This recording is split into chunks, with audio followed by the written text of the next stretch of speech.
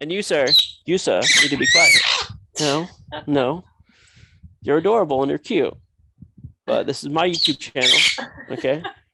I'm gonna pull star power and be like, you need to be quiet. Hi everyone, Zach Kurtz here with Jenna, and in today's video, we're gonna talk about the early years. So we're gonna go in more detail about fighting cancer as an infant and as a toddler, and then talking about a brain tumor at age 6, and then learning to cope with opiates around age 14 and dealing with this tumor at that age too. So thank you for joining us, and we'll get right into it. So yeah, Zach, do you want to tell us a little bit more about what it was like to go through having cancer at such a young age? I remember waking up from a surgery, and from all what I can remember, it's the one of the times that they removed my eye. I'm pretty sure it was my left eye because it was around age 2, and my dad said that I had bounced back pretty quickly, that I was kind of confused as far as like not having vision, but I had already had my right eye removed previously. So at age 2, I was totally blind, and the cancer had taken an effect on my body. They had treated it with radiation, and radiation can be very fatiguing and cause short-term and long-term problems. What I really struggled with, according to my dad, was dealing with lack of sight as far as sleep. He said, when I had my eyes, I was pretty good about a sleep schedule. And then as soon as both my eyes were taken out, my insomnia started. And we know that today, having your eyes removed causes problems with your circadian rhythms. So your brain doesn't see light and it goes dark. So your brain's like, oh, it's sleepy time. And when you don't have your vision, those rhythms get completely messed up. For me, nothing helps. I just have to go to sleep when I'm tired. Yeah. And like I can be up for 24 to 48 hours, no problem. My dad had, like I said in the previous video, my dad had also dealt with retinoblastoma, which is the cancer that I had. And my family knew kind of what to do and how to prepare for it based on his experience. But my mom didn't.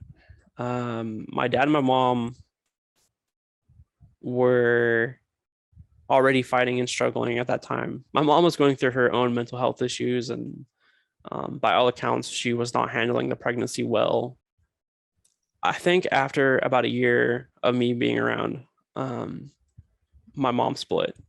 There was a custody battle. Courts were brought in. It was a nasty situation. Once my mom lost the custody battle, she disappeared completely.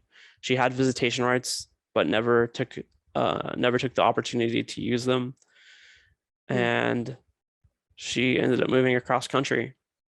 And so my dad and my family felt like she had abandoned her son, who was fighting cancer and was blind. And while they never spoke bad about my mom growing up, I kind of got the idea that she wasn't a real stellar person. So cancer can rip family apart, but it also can draw a family together. It really brings out the strength of your family when you go through something like this, and you know who has your back. A common thing is like when things get really tough, people's true colors come out, which For sure. is interesting. Yeah. Both good and bad, right? Yeah, I mean, there's a lot of stuff I could say about my mom, and I will be polite because I don't ever want to like trash her publicly. Right. But it really showed the character of someone that supposedly loved me. And later on in life, my mom came back into the picture around age 11 for me. When I asked her about why she left and why she never used visitation rights, she said, well, you don't need to worry about that because God forgave me. And if God forgave me, it should be good enough for you. She said this to an 11-year-old who had always growing up wanting a mom and wondering why his mom had left. And that's when I started to kind of realize like religion was a problem for me. Every time I'd see my mom, she'd always take me to church, and I was her trophy. I wasn't her kid. I was this blind kid that she takes care of that was her son. But what she wasn't telling the church people is that she only had me for like 2 days a month. Like I would only go down there for like 2 days a month, and that's when she would take care of me. She never sat in the hospitals with me and watched me like quote unquote die. Right. She never sat around and dealt with all the BS of getting us education for a blind child. So it really just put a bad taste in my mouth. I ended up just cutting ties with her, which sucked because I didn't get to see my sister, which is about the only good thing that came out of visiting my mom. But as an adult, I got to see my sister and talk to her and stuff. So it worked out. So you made the decision at age 11 to not see your mom? I had seen my mom for like a year, so it was probably around age 12, 13. Yeah.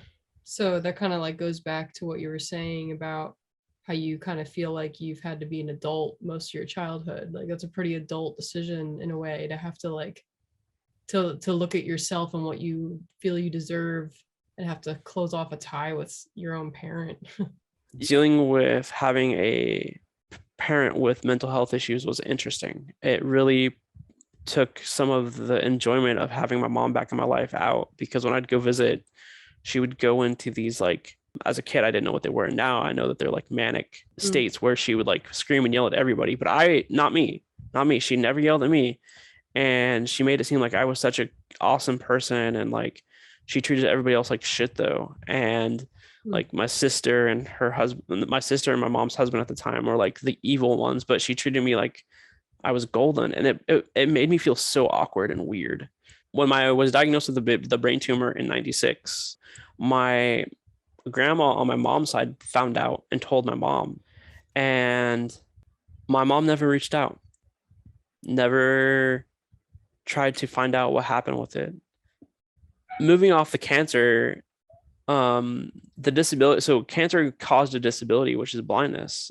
People ask me how I became blind, and they think that my disability is blindness. No, my disability is having cancer. The symptom of the cancer is the disability of blindness. And I know that can be a little confusing, but to me, blindness is a symptom or a causality of cancer. So by age 2, I was completely blind, and I had to learn how to be blind at that point. Like I had to learn how to like walk around and not bump into stuff. I had to learn to eat.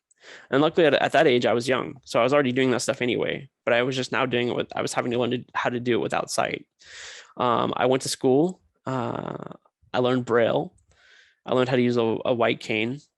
And I was raised like a normal person. I was in mainstream education. My family treated me like a normal person. My blindness was never a real big issue. The only time it was an issue is when it stopped me from doing something or it needed to be addressed. I had a pretty awesome childhood. Growing up, yeah, I had to deal with all this crazy stuff, but things kind of went downhill for me around age 14. I was diagnosed with a small tumor that was wrapped around my nerve, the trigeminal nerve of my face, and it caused trigeminal neuralgia, which is a severe chronic nerve problem. It caused chronic pain. It feels like someone inserting red hot razor blades into my skin, or it can be like electricity, or it can be numbness. I have type 1 and type 2 trigeminal neuralgia, so it's different throughout the day or even minute to minute, which is crazy. I never understood until I was diagnosed with this how much nerves really control our sensory input.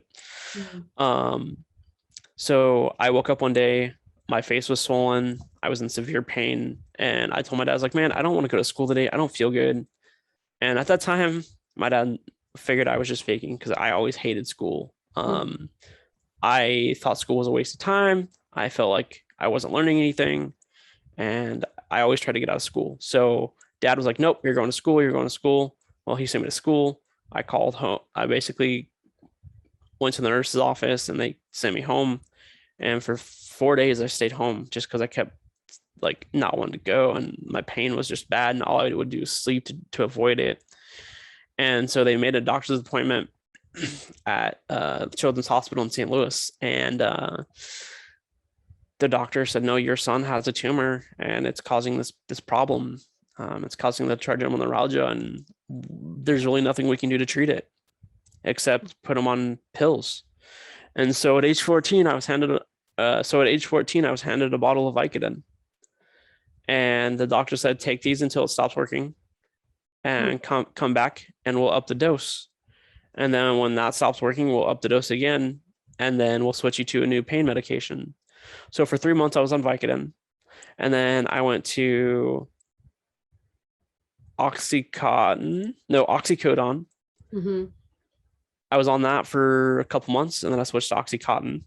And then I went to Percocet, and then I went back to Vicodin, and then I was taking Vicodin and Percocet, and then I was taking Percocet and Dilaudid, and then I went to methadone, which is what they use to treat heroin addicts to help them get off heroin. Wow. And it's basically heroin. It's just created by the government, and it's created by private companies and sold as a pain relief medication. And it's very addicting. They would give me Dilaudid for pop-up pain. So like if I was going through the day and there was sudden spikes of pain, I could take Dilaudid every 4 hours, like clockwork. And then I would take methadone twice a day, which was to help cover preventative, to keep it from happening, to keep the pain from happening. So I was on 197 milligrams of opiates a day towards the end. But at 14, I was in high school. I was carrying around a bottle of pills in high school and popping pills on a schedule. I never abused. I never took more than I was supposed to. But it really messed with my grades for a little bit. But then I figured out how to deal with it. My insomnia got much worse. I was sleeping through classes, and luckily I had really awesome teachers who accepted that, and I just would do 2 hours. I would be awake for 2 hours of school and do all my work, or I would do it at home. And as long as I got the work turned in and I passed all my tests, I got good grades. And I can understand why people abuse them and why people want to spend their life dealing with them. It's because they attack your brain in a way that makes your brain feel like Superman. With all that experience, with like seeing how these pills like really helped your pain, but also inhibited like your learning process in school and your, sleep schedule and stuff, like, what is your opinion on those kinds of medicines for what you had to go through? There's a place for opiates. And it's not in the hands of a 14-year-old. The epidemic of opiates in this country has increased so dramatically. I was on the early wave of it. Doctors were getting kickbacks from private companies to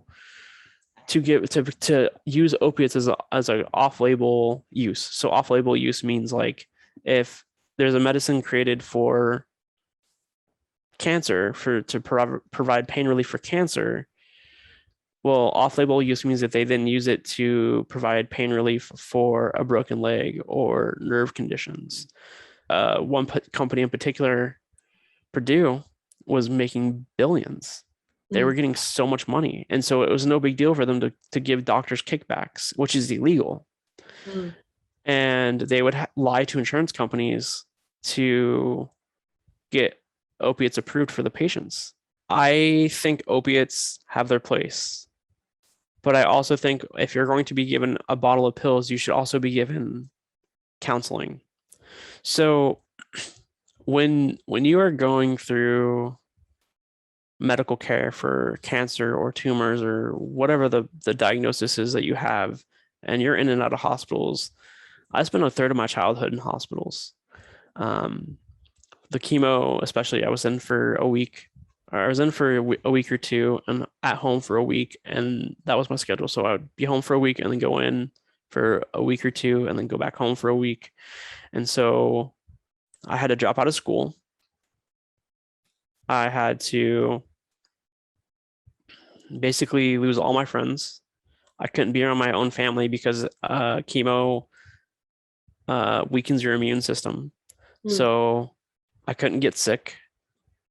If I got sick, I couldn't be treated with chemo for a month or a couple weeks or whatever. And the problem for being a child in a hospital is you're bored. You're bored all the time. There's nothing to do. and that's where I learned to play instruments. Mm. It's where I learned to make bracelets and necklaces out of beads. My dad spent hundreds, if not thousands of dollars at Shipwreck Beads, which is a local bead shop in Olympia. And I think that's where I developed my sense of humor, because you have to find the comedy in the dark. Because if you just focus on the dark, it gets real depressing real quick. Yeah. I have a morbid sense of humor. I'm not gonna lie, but I find that humor and comedy helps alleviate some of the sadness and depression that one goes through. Mm.